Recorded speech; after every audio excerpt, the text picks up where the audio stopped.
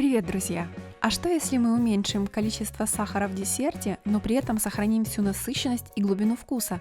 И все это благодаря шоколаду. Мы приготовим из него пирог, который удивит своей текстурой и простотой. Кстати, а вы знали, что шоколад появился задолго до нашей эры? Говорят, что тогда его готовили как напиток. Какао-бобы обжаривали, перемалывали, а затем смешивали с водой, перцем чили и иногда кукурузной мукой.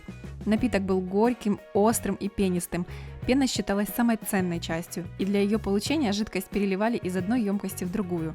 А секрет приготовления шоколада держали в тайне, а сам продукт ценился буквально на вес золота. Сейчас же шоколад стал доступным и занял свое почетное место одного из самых любимых ингредиентов кулинарии. Итак, что важно знать, если вы работаете с шоколадом? Самое главное – не перегреть его. Для растопки лучше всего использовать паровую баню. Это легко. Поставьте миску с шоколадом на кастрюлю с кипящей водой. Главное, чтобы она не касалась воды. В этом рецепте, когда шоколад почти растаял, добавляем растительное масло. Масса станет гладкой и блестящей. Теперь в ход идут яйца. Нужно отделить белки от желтков. Белки будем взбивать в пышную массу. Это поможет пирогу стать воздушным.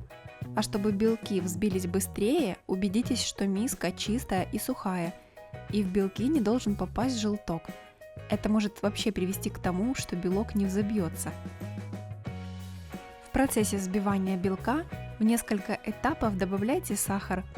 В этом рецепте его минимальное количество – всего лишь 70 грамм. Но если вы хотите вариант послаже, увеличьте количество сахара, например, до 100 грамм.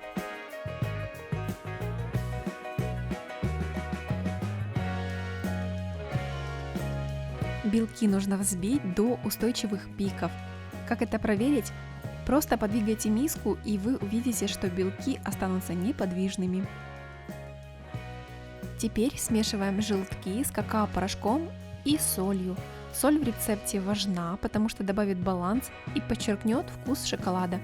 В этом рецепте я использую темное алкализованное какао, более насыщенное по своему вкусу. После этого в несколько этапов добавляйте растопленный шоколад и постоянно перемешивайте венчиком. Силиконовая лопатка тут уже не подойдет. Слишком долго шоколад с желтками не вымешивайте, для того чтобы масса не застыла и была возможность перемешать ее вместе с белком. Теперь аккуратно введите белки в шоколадную массу. Делайте это в несколько этапов.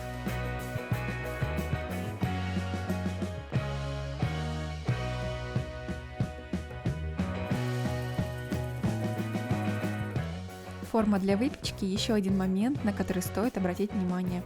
У меня форма в диаметре 18 см. Ее обязательно нужно застелить пергаментом. Как дно формы, так и стенки. Благодаря этому пирог не прилипнет, и вы легко его извлечете. Выпекаем пирог около 35 минут при 180 градусов. Главное, не открывайте духовку в первые 15 минут после приготовления. Готовность проверяйте деревянной шпажкой. Если она выходит из центра пирога чуть влажной, это нормально для выпечки, в составе которой есть шоколад. Пирог слегка осядет, и это все в пределах нормы. Вот такой рецепт. Минимум ингредиентов, максимум вкуса. Надеюсь, вам понравится. А если попробуете приготовить, обязательно поделитесь своими впечатлениями.